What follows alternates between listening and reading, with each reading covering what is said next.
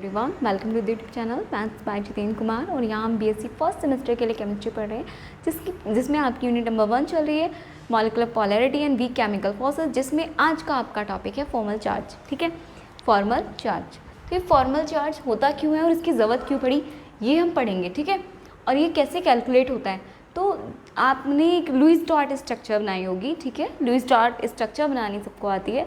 उसमें क्या होता है, मॉलिक्यूल्स होता है पर्टिकुलर, उस पर चार्ज का भी डिस्ट्रीब्यूशन देखा जाता है। अगर कोई पॉजिटिव मॉलिक्यूल है, उसमें पॉजिटिव चार्ज कंटेन कर रहा है, तो आपको पता है कि जो पॉजिटिव चार्ज है वो सेंट्रल मेटल एटम के पास, सेंट्रल एटम के पास जाता है। ठीक है, वो कहाँ जाता है, सेंट्रल एटम पर। और नेगेटिव चार्ज होता है वो हमेशा जाता है किस पे, साइड वाले एटम से, यानी कि कॉर्नर एटम से। ठीक है, क्या होता है कि पॉजिटिव चार्ज तो जाता है आपका सेंटर एटम पर, एंड जो नेगेटिव चार्ज होता है वो साइड वाले एटम्स पर या कॉर्नर वाले एटम पर जाता है। ठीक है, ये आपको पता होना चाहिए जब हम चार्ज का डिस्ट्रीब्यूशन देखते हैं। ठीक है, डिस्ट्रीब्यूशन कह लो या फिर हम चार्ज उस पर लगाएंगे, क्यों, उसकी वैलेंसी पूरी करने के लिए। ठीक है, हर कोई चाहता है कि स्टेबल लाइफ। ठीक है, तो हर एटम क्या चाहेगा, एक स्टेबल अपना कॉन्फ़िगरेशन, यानी कि 8 इलेक्ट्रॉन्स हर कोई चाहता है, 8 इलेक्ट्रॉन। ठीक है, तो यानी कि आउटर मोस्ट शेल में उसके क्या होने चाहिए, 8 इलेक्ट्रॉन्स होने चाहिए, इतना होता है। इसको पूरा करने के लिए वो अपना क्या करता है, या तो चार्ज उसको देगा या लेगा। ठीक है, या क्या करेगा, बॉन्डिंग करेगा। ठीक है, डबल बॉन्ड ट्रिपल बॉन्ड बनाएगा, कैसे भी करके वो इसको कंप्लीट करेगा। ठीक है, तो चलिए ये चीज़ तो हो गई आपकी। लुईस डॉट स्ट्रक्चर हम नहीं सीख रहे हैं, हम सीख रहे हैं फॉर्मल चार्ज। तो लेकिन बेसिक इंट्रोडक्शन तो बनता है, आपको पता होना चाहिए हम क्यों सीख रहे हैं। ठीक है, तो चार्ज सेपरेशन पॉजिटिव चार्ज का तो हो जाता है, लेकिन नेगेटिव चार्ज का नहीं होता है।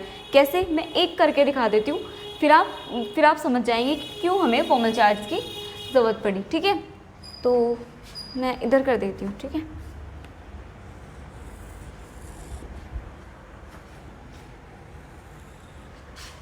देखो, सपोज करो आपने कोई भी एटम लिया है, हाइड्रोनियम आयन ले लो।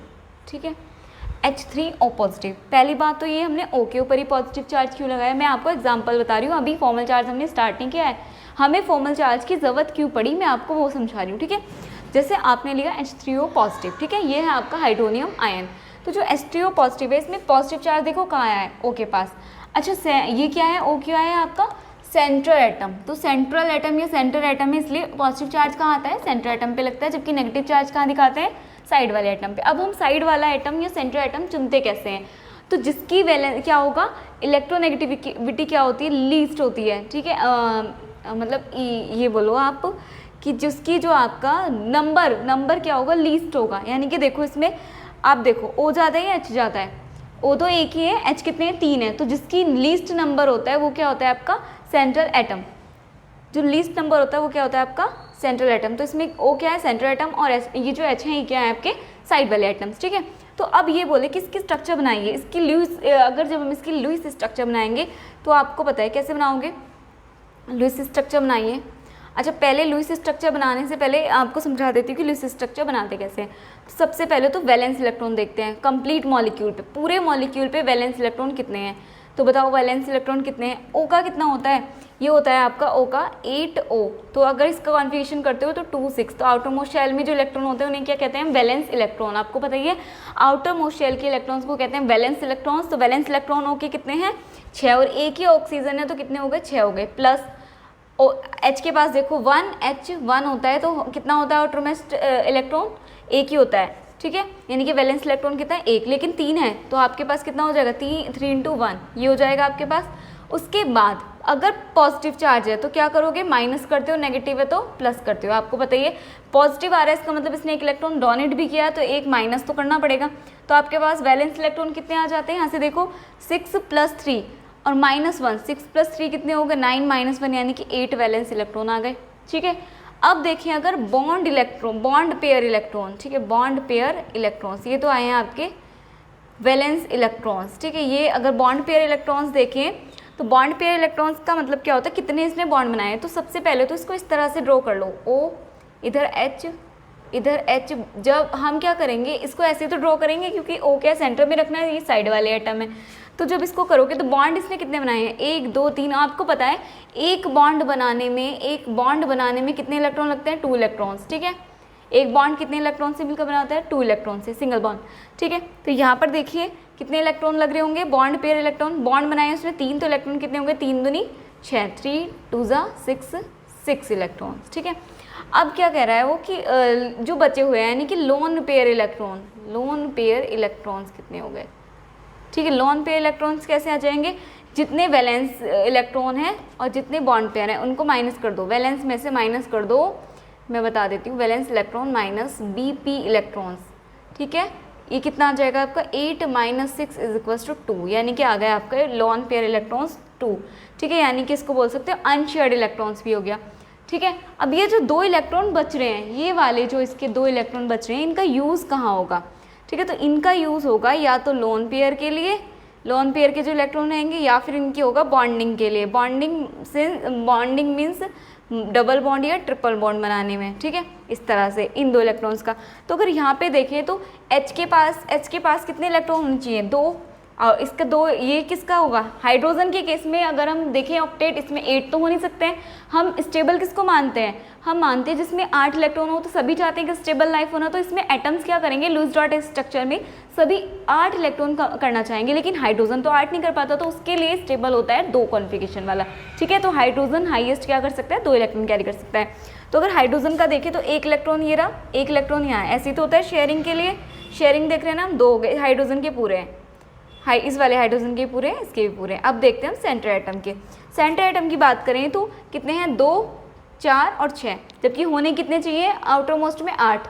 तो अब 2 की कमी है, तो 2 की कमी कहाँ पूरी करेंगे, और 2 हमारे पास बच भी रहे हैं इलेक्ट्रॉन एक्स्ट्रा, तो हम क्या करेंगे, उसको लोन पेयर दे देंगे। क्या करेंगे हम, लोन पेयर बना देंगे, ठीक है, लोन पेयर बन गया। अब क्या होगा, इसके पूरे हो गए, देखो 1 2 3 4 5 6 7 8 पूरे हो गए। अब उसके साथ इस पर पॉजिटिव चार्ज भी है, तो हमने इसका पॉजिटिव चार्ज भी क्या दिखाया, O पे। क्यों दिखाया O के पास, क्योंकि पॉजिटिव चार्ज हमेशा सेंटर एटम पे दिखाते हैं, और जबकि नेगेटिव चार्ज साइड एटम्स पे। मैं आपका टाइम वेस्ट नहीं कर रही हूँ, आपको यही सब फॉर्मल चार्ज पे आ रहे हैं, लेकिन क्यों ज़रूरत पड़ी इसलिए बता रहे हैं। तो चलिए पॉजिटिव चार्ज का तो हमने डिस्ट्रीब्यूशन कर दिया, इस तरह से आप ड्रॉ कर दोगे। लेकिन अगर बात करें किसके लिए, नेगेटिव चार्ज के लिए, नेगेटिव चार्ज के लिए, चलो मैं एक बार नेगेटिव चार्ज के लिए भी समझा देती हूँ आपको। अगर बात करें नेगेटिव चार्ज के लिए,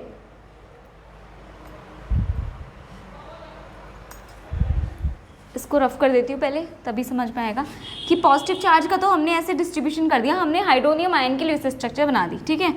अगर बात करें दूसरे एग्जाम्पल की, ठीक है,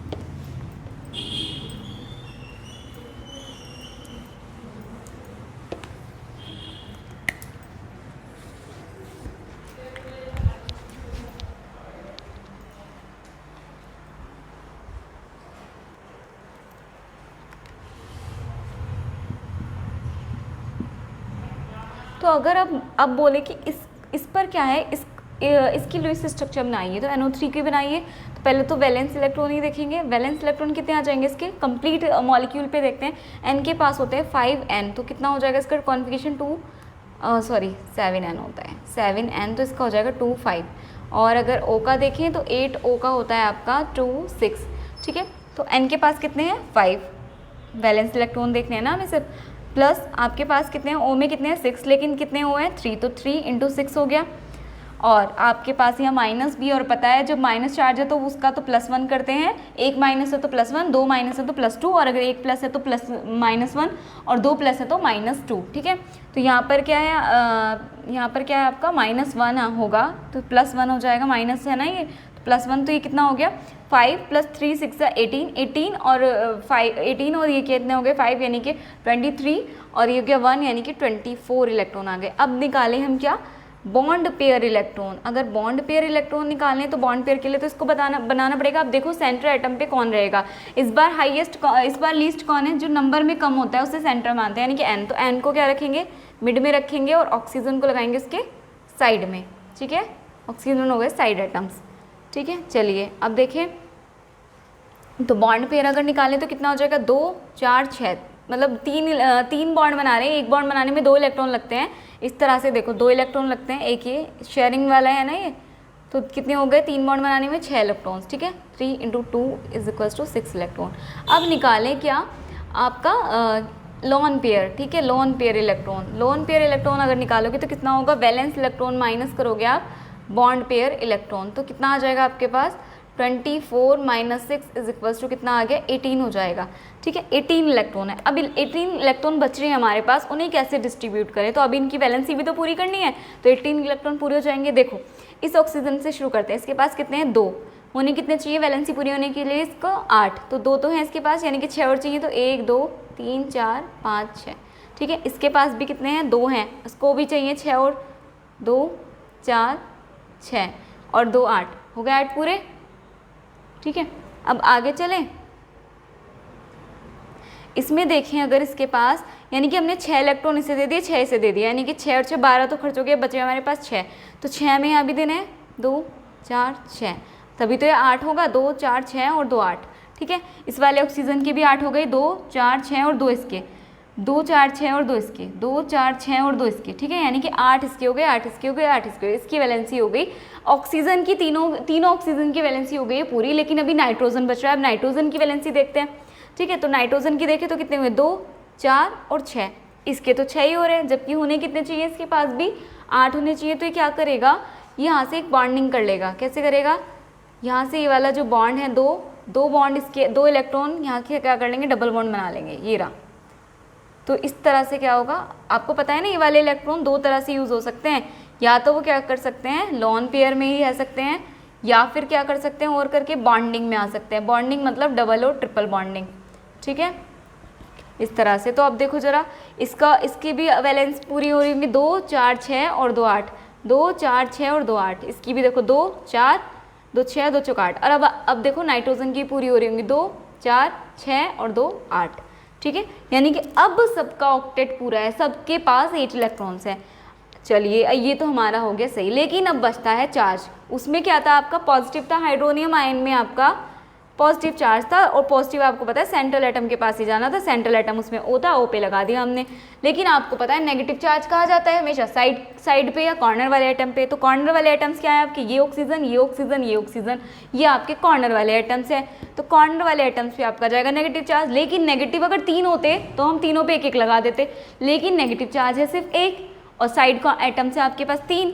तो अब चार्ज किस पर दोगे, ये बात आई। तो ये बात ही बताता है फॉर्मल चार्ज, यानी कि चार्ज का डिस्ट्रीब्यूशन कैसे करना होता है, ये बताता है फॉर्मल चार्ज। आई थिंक अब समझ आ गया होगा कि मैं ये सब क्यों बता रही थी फॉर्मल चार्ज पे आने के लिए। यानी कि पॉजिटिव चार्ज तो आपने इजीली डिस्ट्रीब्यूट कर दिया, लेकिन नेगेटिव चार्ज को आप डिस्ट्रीब्यूट नहीं कर पा रहे हो यहाँ पर। ठीक है, ऐसा और भी केस में हो सकता है। यहाँ ये तो मैंने आपको सिर्फ समझाने के लिए बताया कि हम फॉर्मल चार्ज क्यों पढ़ रहे हैं, क्यों कैलकुलेट कर रहे हैं फॉर्मल चार्ज, और फॉर्मल चार्ज होता क्या है। ठीक है, तो फॉर्मल चार्ज होता है चार्ज का डिस्ट्रीब्यूशन कैसे होता है। ठीक है, अब ये जो -1 है, ये -1 चार्ज जो है आपका, इसको डिस्ट्रीब्यूट कैसे करें, तो मेन यही हमारा क्वेश्चन होता है कि इसको डिस्ट्रीब्यूट कैसे करना है, तो वो हमें बताता है फॉर्मल चार्ज। ठीक है, तो अब ये डिस्ट्रीब्यूट कैसे होगा ये देखेंगे हम फॉर्मल चार्ज में। यानी कि माइनस अब इस ऑक्सीजन पे लगाएं, इस पे लगाएं या इस पे लगाएं, ये कैसे पता चलेगा फॉर्मल चार्ज से। तो चलिए पहले अब फॉर्मल चार्ज पढ़ लेते हैं, जो हमारा आज का मेन टॉपिक है। ये तो हमने समझा कि फॉर्मल चार्ज की हमें ज़रूरत क्यों पड़ी। ठीक है, तो चार्ज का डिस्ट्रीब्यूशन कैसे होगा ये पता चलता है हमें किससे, लुईस स्ट्रक्चर में चार्ज का जो डिस्ट्रीब्यूशन है वो कैसे होगा ये पता चलेगा हमें फॉर्मल चार्ज से। तो चलिए अपना फॉर्मल चार्ज स्टार्ट करते हैं। तो it is a factor which is based on a pure covalent view of bonding in which electron pairs are shared equally by neighbouring atoms. वो बोल रहे हैं कि जो फैक्टर है यानी कि फॉर्मल चार्ज का जो फॉर्मल चार्ज है, ये कॉन्सेप्ट है किस पर बेस्ड है, प्योर कोवेलेंट बॉन्डिंग में। आपको पता है शेयरिंग वाला ही देख रहे हैं हम इतनी देर से, यानी कि कोवेलेंट बॉन्डिंग में ही होगा, जिसमें क्या होगा इलेक्ट्रॉन्स पेयर क्या होंगे, इक्वली शेयर किए जाते हैं नेबरिंग एटम से। वही देखा है हमने, इक्वली शेयर कर रहे हैं, कोई भी डोनेट तो नहीं कर रहा या कोई भी एक्सेप्ट तो नहीं कर रहा, क्या कर रहे हैं सभी, क्या कर रहे हैं सभी, आप जो अपने पास वाले एटम्स हैं उनसे क्या कर रहे हैं, म्यूचुअली शेयरिंग कर रहे हैं। तो ये उस पर बेस्ड है।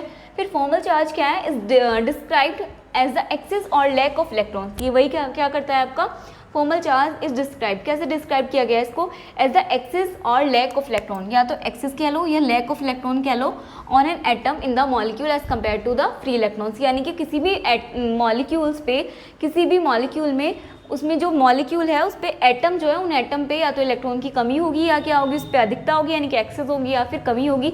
इसको कौन डिस्क्राइब करता है, फॉर्मल चार्ज। वही तो हम पढ़ रहे हैं, किसी भी मॉलिक्यूल के अंदर एटम है उस पर इलेक्ट्रॉन्स की क्या कितनी कमी है, कितनी बड़ी है, यानी कि कितना एक्सेस ऑफ इलेक्ट्रॉन्स है या कितना लॉस ऑफ इलेक्ट्रॉन्स है यानी कि लैक ऑफ इलेक्ट्रॉन्स है, ये कौन डिस्क्राइब करता है, ये करता है फॉर्मल चार्ज।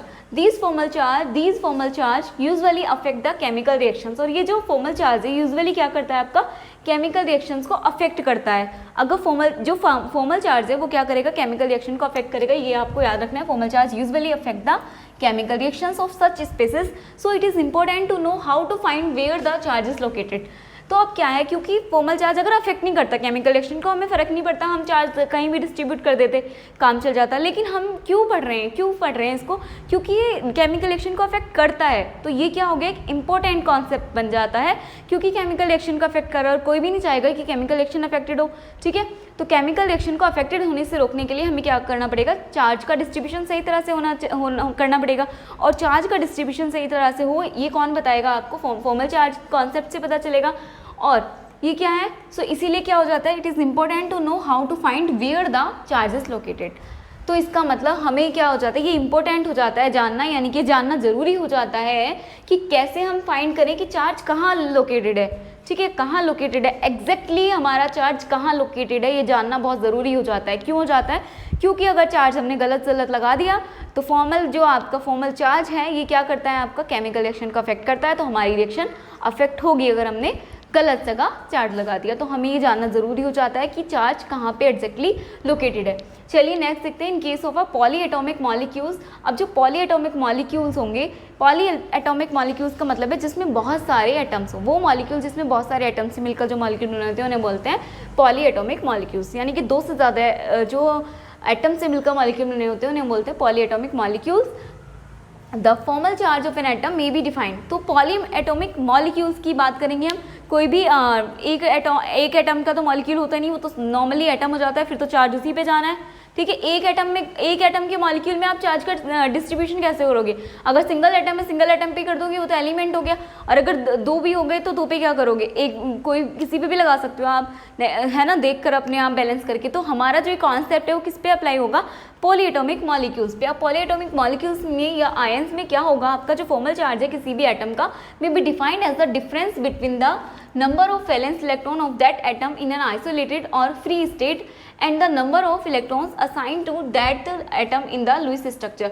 वो बोल रहे हैं कि जो फॉर्मल चार्ज है किसी भी एटम का वो कैसे डिफाइन किया जा सकता है, as the difference between the number of valence electron. Valence electron देखा ना आपने उसमें, of that atom in an isolated और free state and the number of electron sign to that. वो बोल रहे हैं कि वैलेंस इलेक्ट्रॉन के जितने इलेक्ट्रॉन हैं और जितने इलेक्ट्रॉन उसमें आ रहे हैं उनके नंबर के डिफरेंस को क्या कहेंगे, हम फॉर्मल चार्ज कहेंगे लुईस स्ट्रक्चर में, ठीक है। जैसे यहाँ पर देखिए, यहाँ पर ये चार्ज बच रहा है, इसको डिस्ट्रीब्यूट करना है ना, तो इसी का ही तो डिफरेंस बच रहा है। वैलेंस इलेक्ट्रॉन देखो तो उसमें क्या है, ये क्या है, आपका फॉर्मल चार्ज है, ठीक है। पॉली एटॉमिक में यही फॉर्मल चार्ज होगा। अब इसको, ये सारी जो वर्ड्स हैं डरिए मत, इसका एक जो ये लाइंस लिखी हुई ना, इन लाइंस का एक फॉर्मूला भी है, मैथमेटिकल रिप्रेजेंटेशन भी है, जो ये है। अभी हम आ रहे हैं धीरे धीरे इसी पर। बात जो ऊपर कही गई है वो हमने वर्ड्स में लिखी हुई है, नीचे हमारा मैथमेटिकल क्या है, आपका एक्सप्रेशन है। एक्सप्रेशन बहुत ज़रूरी है, ये फॉर्मूला है, आपको इसी को याद रखना है। इसी के थ्रू हम क्या करेंगे, अपने फॉर्मल चार्ज निकालेंगे किसी भी मॉलिक्यूल के लिए, ठीक है। चलिए आगे देखते हैं। In the calculation of formal charge की जब हम कैलकुलेशन करते हैं तो we count how many electrons contribute to the charge of each atom. हम क्या काउंट करते हैं, जब हम फॉर्मल चार्ज को काउंट करेंगे, कैलकुलेशन करेंगे, तो हम क्या काउंट करेंगे कि कितने इलेक्ट्रॉन कॉन्ट्रीब्यूट कर रहे हैं चार्ज में, ठीक है, एक दूसरे एटम को, ऑफ ईच एटम, जो सभी एटम्स को क्या कर रहे हैं, चार्ज कंट्रीब्यूट कर रहे हैं, and compare that the number with the number of valence electron. और जितना वो चार्ज क्या कर रहे हैं, कंट्रीब्यूट कर रहे हैं, contribute to the charge of an atom, of each atom, उसको किससे कंपेयर करेंगे, number with the number of valence electron से in the free neutral atom given by the group number in the periodic table. Group number किस में दिया जाएगा, periodic table में दिया जाएगा। अभी मैं एक बार, ये सारी जो बातें हैं वो इसमें कही गई हैं, देखो ध्यान से। अब तो ये इलेक्ट्रॉन्स हैं, the electrons contributing to an atoms charge are the sum of the following two factors. वो क्या, किस फैक्टर्स पे डिपेंड कर रहे हैं, देखो दो फैक्टर्स पे डिपेंड करेगा। कौन कौन से फैक्टर्स हैं, एक तो ये कि ऑल इट्स अनशेयर्ड और नॉन बॉन्डिंग इलेक्ट्रॉन, यानी कि या तो अनशेयर्ड इलेक्ट्रॉन्स को कह दो या फिर नॉन बॉन्डिंग इलेक्ट्रॉन्स कह दो, ठीक है, अनशेयर्ड इलेक्ट्रॉन या नॉन बॉन्डिंग इलेक्ट्रॉन।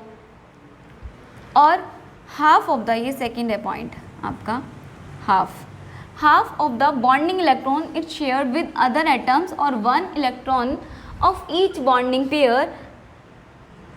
और किस पे डिपेंड करेगा, एक तो ये क्या कर रहा है, दो फैक्टर्स पे क्या हो रहा है, जो इलेक्ट्रॉन कंट्रीब्यूट कर रहे हैं एटम्स के चार्ज में, टू एन एटम चार्ज, किसी एटम के चार्ज में जो इलेक्ट्रॉन्स कंट्रीब्यूट कर रहे हैं वो क्या होगा, are the sum of the following two factor, दो फैक्टर्स का सम होगा। किस किस का सम होगा, एक तो सम होगा अनशेयर्ड इलेक्ट्रॉन्स का, ठीक है, अनशेयर्ड या नॉन बॉन्डिंग इलेक्ट्रॉन्स भी बोलोगे जिसे, और दूसरा होगा half the bonding electrons it share, जितने ये क्या कर रहा है, शेयर कर रहा है उसका हाफ विद अदर एटम्स और 1 electron of each bonding pair. और क्या कर रहा है, दूसरे जो एक दूसरे को क्या कर रहा है, चार्ज का डिस्ट्रीब्यूशन कर रहा है, ठीक है।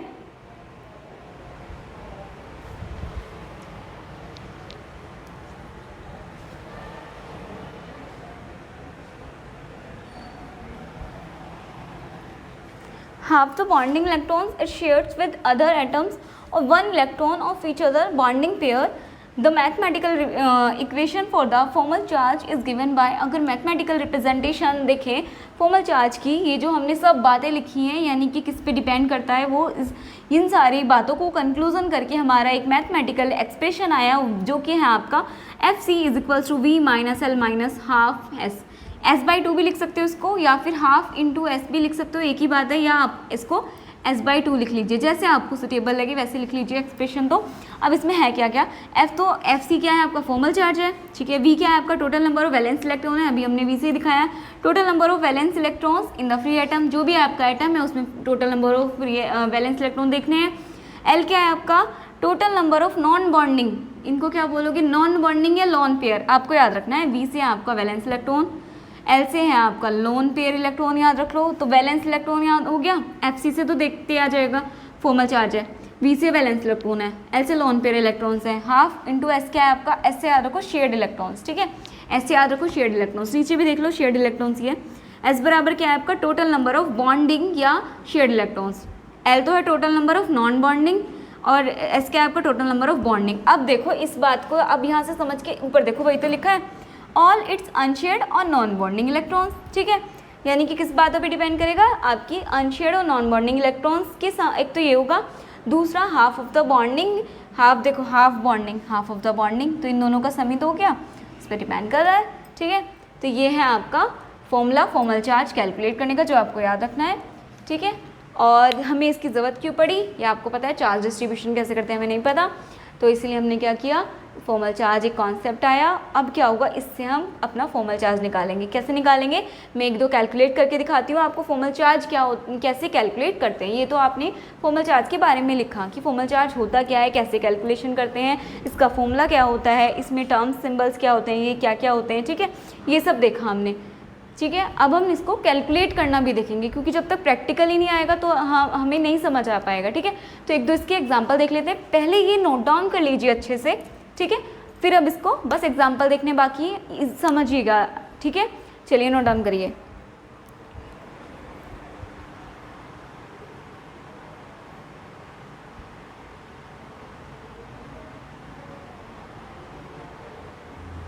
चलिए, तो पहले ये एक दो एग्जांपल देने से पहले आप ये नोट करके लिख लीजिएगा कि जो सम ऑफ द फॉर्मल चार्जेस है ना मॉलिक्यूल इज 0, यानी कि आप ओवरऑल अगर जो मॉलिक्यूल्स का सम करोगे, सभी एटम्स के फॉर्मल चार्जेस को ऐड करोगे तो उसका सम कितना आ जाएगा, 0 होगा। ये आपको याद रखना है, मैं आपको प्रैक्टिकली भी समझा दूंगी, इसी एग्जांपल में समझा दूंगी, ठीक है। When several Lewis structures are possible, जब कई सारी लुईस स्ट्रक्चर्स क्या होती हैं, पॉसिबल होती हैं, तो हम किस स्ट्रक्चर को क्या कहें कि ये स्टेबल है, स्टेबल प्रेफर्ड किसको करें, तो हम उस स्ट्रक्चर को स्टेबल प्रेफर करेंगे जिसका फॉर्मल चार्ज क्या होगा, 0 के पास होगा, ठीक है, जिसका लगभग 0 को अप्रोच कर रहा होगा, ठीक है, यानी कि नियरेस्ट वैल्यू ऑफ 0, ठीक है, is the most stable and is preferred, उसके प्रेफर्ड किया जाता है। अब देखो एक एग्जांपल के थ्रू समझो फॉर्मल चार्ज को कैलकुलेट करना, ठीक है। देखो कैसे करते हैं, शांति से पूरा माइंड यहीं पे, ठीक है। अब तो सारा कॉन्सेप्ट हमने पढ़ लिया, फॉर्मल चार्ज का क्यों करते हैं, ठीक है। तो calculate formal charge on each O atom, each O atom से बोल दिया उसने कि कैलकुलेट क्या करना है, फॉर्मल चार्ज कैलकुलेट करना है on each oxygen atom of O3 molecule, O3 molecule के ईच एटम के लिए आपको फॉर्मल चार्ज निकालना है। तो सबसे पहले तो O3 के लिए लुईस डॉट स्ट्रक्चर बना लो, तभी तो पता चलेगा, ठीक है। तो चलिए कैसे बनाएंगे, आप लिख सकते हो, पहले देखो पहले आप लिखो O3। O3 के लिए देखो आप वैलेंस इलेक्ट्रॉन कितने हैं, वैलेंस इलेक्ट्रॉन देखो O के पास, ऑक्सीजन के पास कितना होता है 8O होता है, यानी कि 2 6 होता है, यानी कि वैलेंस इलेक्ट्रॉन क्या होता है, आउटर मोस्ट शेल के जो इलेक्ट्रॉन्स होते हैं उन्हें बोलते हैं वैलेंस इलेक्ट्रॉन्स। वैलेंस इलेक्ट्रॉन कितने हैं ऑक्सीजन के पास 6 हैं, और टोटल कितने हैं, हम ओवरऑल मॉलिक्यूल्स पे वैलेंस इलेक्ट्रॉन कैलकुलेट करते हैं।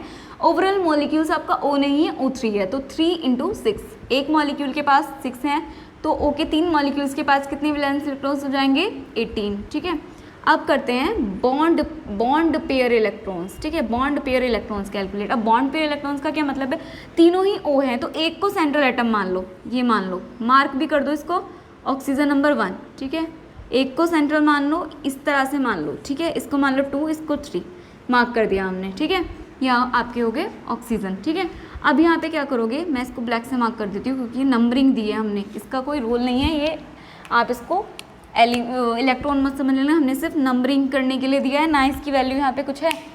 ठीक है, नंबरिंग के लिए, ताकि आपको O में पहचान रहे, क्योंकि तीनों ही एक से मॉलिक्यूल है ना, इसलिए। ठीक है, अब बॉन्ड पेयर कितने होंगे, एक बॉन्ड को बनाने में 2 इलेक्ट्रॉन लगते हैं। ठीक है, तो 2 बॉन्ड हैं तो 2 इलेक्ट्रॉन लगे हैं ना, 1 2 1 2, तो कितने हो गए 4, तो 4 इलेक्ट्रॉन हो गए आपके। अब निकालना है आपको, ऐसे करके आ जाएगा आपको, 2 बॉन्ड है और इंटू 2 इलेक्ट्रॉन होते हैं, तो आपको 4 हो गया। ठीक है, अब आपके पास आया लोन पेयर भाई, तो बॉन्ड पेयर इलेक्ट्रॉन से ये वैलेंस इलेक्ट्रॉन थे। लोन पेयर इलेक्ट्रॉन कितने हैं, तो लोन पेयर इलेक्ट्रॉन का कैलकुलेट कैसे करते हैं, वैलेंस इलेक्ट्रॉन माइनस के बॉन्ड पेयर इलेक्ट्रॉन में से। ठीक है, यानी कि कितना हो गया आपके पास, ये हो जाएगा आपका 18 - 4 = कितना हो गया आपके पास 14, ये हो जाएगा, यानी कि अभी आपके पास 14 इलेक्ट्रॉन बच रहे हैं। ठीक है, तो 14 इलेक्ट्रॉन बच रहे हैं, तो कैसे कैलकुलेट करोगे 14 इलेक्ट्रॉन्स को, तो 14 इलेक्ट्रॉन्स कहाँ जा सकते हैं, 14 इलेक्ट्रॉन्स ये कहाँ जा सकते हैं आपके, या तो ये क्या जा सकते हैं, एक तो जाएंगे आपके दोनों, मतलब 2 तरह से जाते हैं, एक तो लोन पेयर में जाते हैं, ठीक है, और एक जाते हैं आपके बॉन्डिंग में, ये 2 तरह से जा सकते हैं। ठीक है, बॉन्डिंग में। ठीक है, तो देखो जरा कैसे जाएंगे लोन। अब कैलकुलेट करना शुरू करो, आपको पता है स्टेबल कॉन्फ़िगरेशन होता है क्या 8, इस वाले ऑक्सीजन पे देखो कितने हो गए, 1 2 हैं, यानी कि 6 और चाहिए इसको, 1 2 3 4 ये इलेक्ट्रॉन्स हैं, और 5 6 हो गए इसके पास भी लगाओ, 1 2 3 4 5 6, ऐसे कर दो, 6 हो गए इसके पास भी, 6 और 6 12 तो हो गए ख़त्म, 14 में से 12 गए, 2 बच रहे हैं अभी। ठीक है, तो इसके पास क्या हो गए 1 2, कितने हो गए इसके पास 1 2। ठीक है, चलिए अब आगे देखते हैं। अब क्या है, इसका तो ऑक्टेट पूरा है, यहाँ पे देखो इसके पास कितने हैं, 1 2 3 4 5 6 7 8। ठीक है, 1 2 3 4 5 6, 1 2 3 4 5 6 7 8, 1 2 3 4 5 6, और यहाँ देखो 2, इसके पास कितने हैं, 2 तो पहले से ही थे, 2 इसके 4, तो यहाँ गलती से लग गए हैं, 4 तो हैं, 4 आएंगे इसके पास आएंगे 2। ठीक है, 2 4 2 4 6, इसके पास तो अभी भी 6 हैं, इस वाले ऑक्सीजन पे कितने हैं 6 हैं, देखो 1 2 3 4 5 6, इसके तो 6 ही बैठ रहे हैं, इसके देखो 2 4 6 7 8, इसके 8 हैं, इसके देखो 2 4 और 5 6 7 8, तो कितने हो गए इसके तो 8 हैं, यानी कि इसका और इसका तो पूरा है, इसका करना है कुछ, तो 6 है, तो क्या करेगा ये 2 इलेक्ट्रॉन इसके ख़त्म करके यहाँ से बॉन्डिंग कर लेगा, ये यहाँ पे क्या हो जाएगा बॉन्डिंग हो जाएगी यहाँ।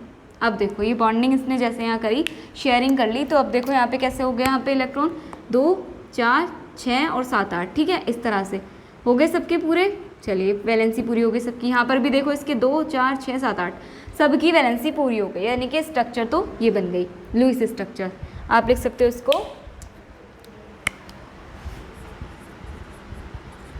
Lewis structure. तो लुईस स्ट्रक्चर तो आपकी ये ड्रॉ हो गई। ठीक है, ये ड्रॉ हो गई। लेकिन अब बात करें फॉर्मल चार्ज की कि फॉर्मल चार्ज कैसे कैलकुलेट करें, कहाँ कहाँ होगा चार्ज। तो अब क्या करेंगे, अब हमने मार्क कर दिया, तो अब क्या कर लो, पहले लिख लो फॉर्मल चार्ज ऑफ ऑक्सीजन 1 के लिए कैलकुलेट कर लो फॉर्मल चार्ज। फॉर्मल चार्ज का फॉर्मूला क्या होता है, V - L - S/2, यही होता है। ठीक है, तो जरा करो वैलेंस इलेक्ट्रॉन कितने हैं ऑक्सीजन 1 का, वैलेंस तो सबके पास ही क्या होंगे 6 ही है।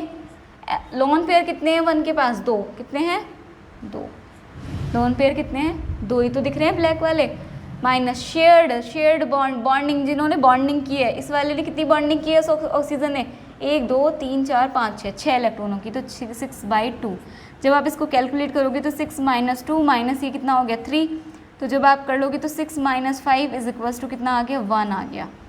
कितना आ गया चार्ज 1, ठीक है, कितना आ गया 1, तो इसका फॉर्मल चार्ज आया है 1। अब देखते हैं आगे, अब निकालो formal charge of oxygen O2, मतलब ये 2 को रिप्रेजेंट कर रहे हैं इस वाले, यानी कि इस वाले ऑक्सीजन के लिए, तो इसका भी फॉर्मूला वही V - L - S/2 से निकालो जरा। जब आप कैलकुलेट करोगे तो कितना आ जाएगा इसका, V कितना है इसका भी 6 ही होगा, वैलेंस तो ऑक्सीजन में वही है। L कितना है इसका लोन पेयर, देखो 2 4 6, कितने हैं इसके पास 6 है लोन पेयर, माइनस के S देखो कितना हो जाएगा इसके पास, लोन पेयर कितने हैं इसके पास 2 4 6, ठीक है 6 है, और इसके पास कितना है, बॉन्डिंग कितनों से की हुई है इसने 2 से, तो 2/2, यानी कि देखो ये तो 2 कितने हो गए 1 हो गए, ये कितना हो गया 0 - 1 कितना आ गया -1 आ गया, ठीक है, ये तो कितना हो गया 0 माइनस कितना आ गया 1 आ गया, 2/2, शेयरिंग उसने कितनी की है 2 से, ये आ गया 1, यानी कि इसके लिए तो आई है 1, इसके लिए आई है -1। अब निकालते हैं फॉर्मल चार्ज ऑफ O3 वाले का, ठीक है, तो इसका भी V - L - S/2 से, वैलेंस इलेक्ट्रॉन तो इसी के भी इस वाले ऑक्सीजन में भी 6 ही होंगे। L कितने हैं इसके लोन पेयर देखो 4 हैं इसमें, और देखो बॉन्डिंग कितनों से की हुई है इसने 1 2 3 4 बॉन्डिंग में आ रहे हैं इसके इलेक्ट्रॉन 4/2। यहाँ से जब आप करोगे 6 - 4 ये कितना हो गया 2, ये कितना हो गया 6 - 6 बराबर कितना हो गया 0, यानी कि आपके पास 3 वैल्यू आ गई है। ऑक्सीजन 1 के लिए कितना आया 1 चार्ज, ऑक्सीजन 2 के लिए आया -1, ऑक्सीजन 3 के लिए आया आपके पास O। तो अब क्या निकालोगे, ओवरऑल जो आपकी फॉर्मल चार्ज के साथ स्ट्रक्चर हो जाएगी। सो आप जब स्ट्रक्चर बनाओगे अब इसकी क्या हो जाएगा, ये वाला तो है ही ऐसे, ये वाला ऐसे ही है, ये वाला देखो इस तरह से O इस तरह से, तो आप क्या करोगे, ये तो इलेक्ट्रॉन आपने दिखाए हुए हैं, ब्लैक से दिखा लेते हैं, ठीक है। लोन पेयर कितने हैं इसके पास 1 2 3 4 5 6, ओवरऑल स्ट्रक्चर बना रहे हैं हम इसके पास है 1 2, इसके पास कितने हैं 4, ठीक है, और ये वाले इलेक्ट्रॉन्स भी हैं इसमें, ठीक है। इस तरह से आप फॉर्मल चार्ज लगाएंगे इसके ऊपर, फॉर्मल चार्ज का देखना है हमें मेन, कैलकुलेट तो हमने कर लिया फॉर्मल चार्ज, अब लगाएंगे फॉर्मल चार्ज। तो ऑक्सीजन 1 कौन सा है आपका, ये वाला, ठीक है, जो हमने 1 मार्क किया था। अब वो तो हमने सपोज करने के लिए किया था, ओवरऑल आप साइन हटा दीजिएगा, 1 पे कितना चार्ज है 1, तो ऊपर क्या लगा दोगे आप, कितना है 1, तो 1 वाले पे क्या लगाओगे 1 चार्ज, यानी कि +1, 1 का मतलब है +1, ठीक है। ऑक्सीजन 2 ये था, 2 वाले पे कितना चार्ज है -1, तो इस पर क्या लगाओगे आप -1, ठीक है, और O3 वाले पे कितना चार्ज है 0, तो इस पर क्या लगाओगे 0 चार्ज, ठीक है 0, ये कितना है 0 0, तो लगाओ मत लगाओ ऐसे, तो ये आपकी स्ट्रक्चर हो जाती है किसकी, फॉर्मल चार्ज के साथ स्ट्रक्चर्स, ठीक है। ये थी आपकी फॉर्मल चार्ज के साथ स्ट्रक्चर, ठीक है। आप लिख सकते हो इसे चाहे तो कि O3 molecule with the formal charges, O3 molecule with the formal charges, ठीक है, लिख लीजिए O3 molecule with the formal charges, ठीक है, फॉर्मल चार्जेस के साथ O3 मॉलिक्यूल हो गया ये आपका। और अब जो ये आपका कॉन्सेप्ट था नोट करके जो मैंने लिखवाया था उसका भी अप्लाई करके देख लेते हैं। उसने बोला था sum of the formal charges in a molecule, किसी भी मॉलिक्यूल में जो फॉर्मल चार्जेस है जितने उनका सम किसके इक्वल होगा 0 के इक्वल, तो जरा कर लो सम करो जरा, तीन है, तीनों का सम करो, एक आया आपका 1 चार्ज, दूसरा क्या आया आपका प्लस करो -1, इसका भी सम करो 0, तो जरा अब करो 1 - 1 + 0 कितना आ गया 0, तो यही तो था, हैंस प्रूव्ड। ये भी प्रूव्ड हो गया, जो आपने ऊपर लाइन लिखी हुई है ये भी प्रूव कर दिया हमने कि हाँ सम कितना होता है किसी भी मॉलिक्यूल में, अगर उसके सभी फॉर्मल चार्जेस का सम करें तो वो 0 के इक्वल होता है। तो इस तरह से हम कैलकुलेट करते हैं। ये एक ही था एग्जाम्पल, मैं और भी करा के दिखा सकती हूँ, लेकिन आज का लेक्चर फिर थोड़ा लेंथी हो जाएगा, तो अभी के लिए इतना रखते हैं, आप प्रैक्टिस कीजिएगा। मैं आपको ये यूनिट ख़त्म होने वाली है आपकी, 2 लेक्चर की हो रहा है आई थिंक, 2 या 1 लेक्चर की है, 2 लेक्चर की आई थिंक, 2 लेक्चर सपोज कर लेते हैं। 2 लेक्चर के बाद आपकी यूनिट खत्म हो जाएगी, उसके बाद में इसके क्वेश्चन कराऊंगी, तब मैं आपके फॉर्मल चार्ज कैलकुलेट करना फिर से समझाऊंगी और एग्जाम्पल्स में, ठीक है। अभी ये लेक्चर लेंथी हो जाएगा तो आप खुद से प्रैक्टिस कीजिएगा, ठीक है। ये आपका इस तरह से तरीका होगा। पहले आप क्या करोगे, वैलेंस इलेक्ट्रॉन निकालोगे, वैलेंस इलेक्ट्रॉन, फिर bond pair electrons, lone pair electrons, ये आपको कैलकुलेट करना सिखा दिया है, लुईस स्ट्रक्चर बनानी सिखा दी है। उसके बाद फॉर्मल चार्जेस कैलकुलेट करना सिखा दिया है। अगर सेम मॉलिक्यूल है तो नंबरिंग करके आप सपोज कर सकते हो ऐसे मान के या जो भी आपको सुटेबल तरीका लगे, ठीक है। और अगर अलग अलग ही डिफरेंट है तो आप उसमें से चूज़ कर सकते, कैसे भी आपको जो सही लगे, ठीक है। और फिर फॉर्मल चार्ज ये क्या होगा, आप रिप्रेजेंट कर दीजिए जिस एटम के लिए जो फॉर्मल चार्ज आया उसके ऊपर लगा दीजिए, ठीक है। इसी तरह आप कैलकुलेट करिएगा CO2 माइनस का, ठीक है। चलिए आज की क्लास के लिए इतना ही। Thank you and keep learning. ये नोट डाउन कर लीजिएगा।